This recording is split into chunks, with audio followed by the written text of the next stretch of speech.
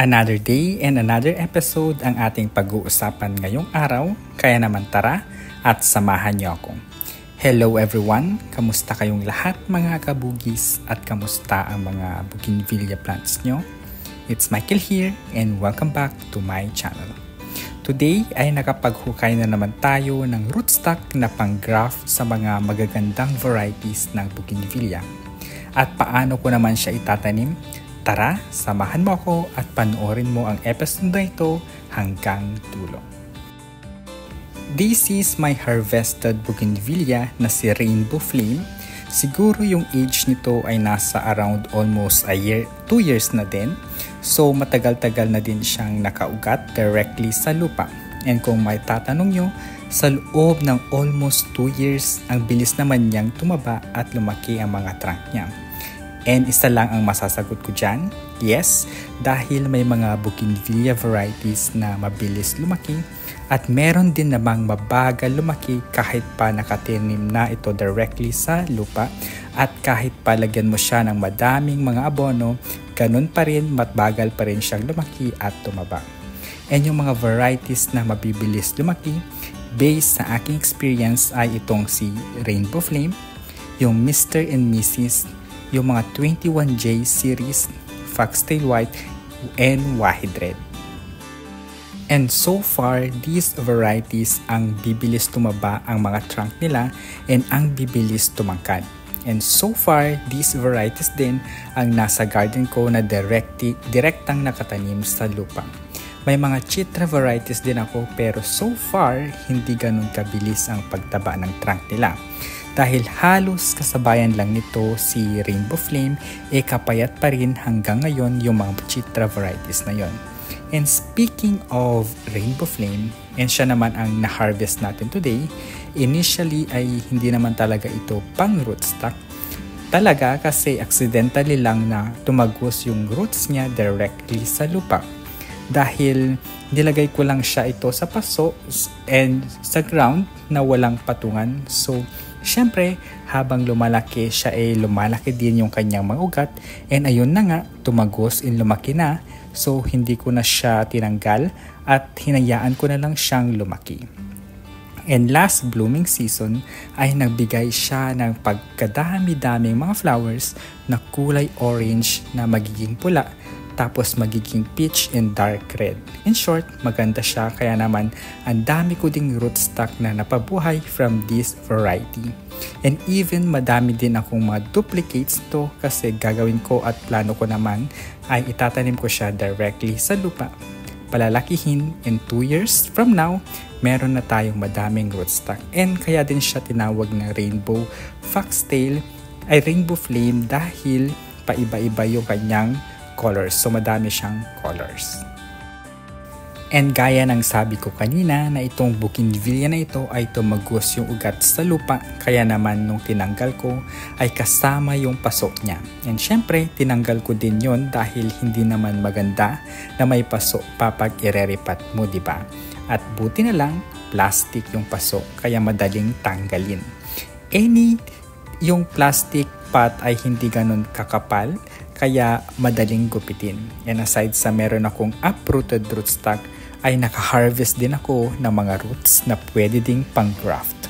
Medyo mahirap lang maghukay ng mga ugat kasi sobrang lalim nila and dapat dahan-dahan ka sa paghukay sa kanila para hindi sila masugatan and masaktan. Ito kasi yung isa sa nagiging sanhi ng pagkabulok and pagka-infect ng mga roots. Ito yung kulay orange na makikita nyo sa mga roots pag infected na. And kadalasan nangyayari ito pag nababad sa tubig yung mga sugat niya. Since bagong hukay ang mga ito, syempre madaming lupa-lupa pa dyan and kailangan natin siyang linisan and bubuhusan ko ng tubig para matanggal yung mga excess soil. After naman malinisan, mag-a-apply ako ng fungicide sa mga pinagputulan ng mga roots para iwas sa mga fungal infection and pagkabulok. Lagyan nyo lang siya and careful lang din sa paglagay ng fungicide. And isa sa ayaw ko sa fungicide ay yung amoy niya na kakaiba. Hindi ito maganda sa nose arte, diba? And after nyo naman lagyan, patuyuin nyo lang ng konti and ready na tayong iripat or itanim siya sa kanyang new pot na large white plastic pot. At bago tayo magpatuloy and habang tayo ay nagbabahagi ng bago nating harvest na rootstock and baka sakaling napadpad ka sa channel ko, and if you happen to be new to my channel at hindi pa nakaka-subscribe, paki-click na ang subscribe button para maging updated ka sa latest at sa susunod na videos ko gaya ngayon about bougainvillea rootstock. And if nakasubscribe ka na, I would like to take this opportunity na magpasalamat sa aking mga viewers na matiyagang nanonood sa current and past videos ko, kasama na dyan yung mga shorts videos ko. Maraming salamat po, at lalong-lalo na sa mga subscribers ko na patuloy na sumusuporta sa aking channel. Thank you so much. Itong rootstock na na-harvest ko ay may dalawang phase dahil dalawang malalaking trunk. Una ay yung straight na trunk na maganda and makinis. And yung pangalawa naman, yung artistic na may baliko-liko and pa-curve-curve. Mala exotic ang datingan but not totally exotic. My initial plan with this RS ay igaftan ko ng Ramona Star, pero nagbago ang isip ko kasi parang mas maganda yung Ramona Star sa isang RS na na-harvest ko, which is na-featured ko na siya in my previous video. Sa unang harvest ng rootstock ko, and dalawang RS yon, si Chitra Munduring and si Duckfeet Greenleaf, which may gagamitin ko for Ramona Star and Hawaii series naman.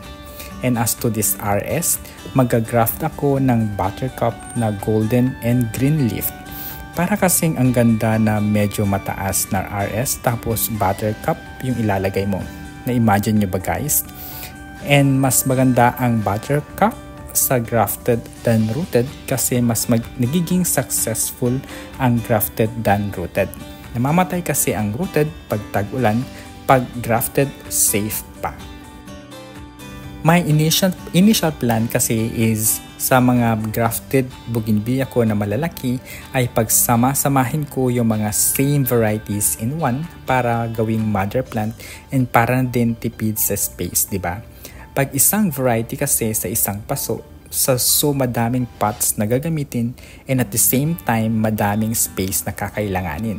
Medyo limited lang ang space natin sa ating munting bougainvillea garden. So para magawa natin yan, kailangan muna nating itanim itong si rootstock natin sa kanyang paso.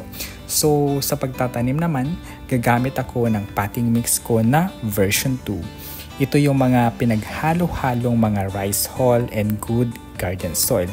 And by the way, yung good garden soil ko dito ay mixture siya ng lupa, rice hull, carbonized rice hull, and traces ng coco peat. So dadagdagan ko lang ng rice hull para naman ma-loose yung soil and para mas mabilis yung drainage ng water. Since bagong tanim ito, best na maganda ang drainage system niya. And after naman maitanim, ang next na gagawin natin is lalagyan ko ng support, yung tulos, para hindi mauga and para hindi ma-disturb ng malala yung RS.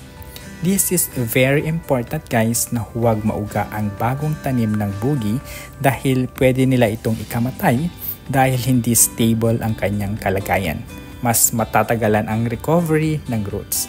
And para mas supported pa ito, tatalian ko din yung pinaka-trunk niya sa base para hindi din mauga pag may malakas na hangin. And after that, diligan and we are ready to go. So mag-aantay lang tayo na makarecover siya and maglabas ng sign of life bago natin siya i-graft para ma-sure tayong mabubuhay ang ating idudugtong.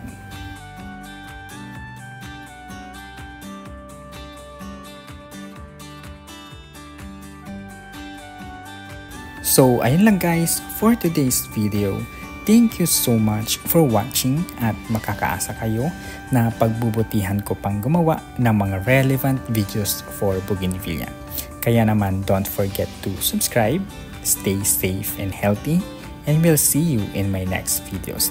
Bye-bye!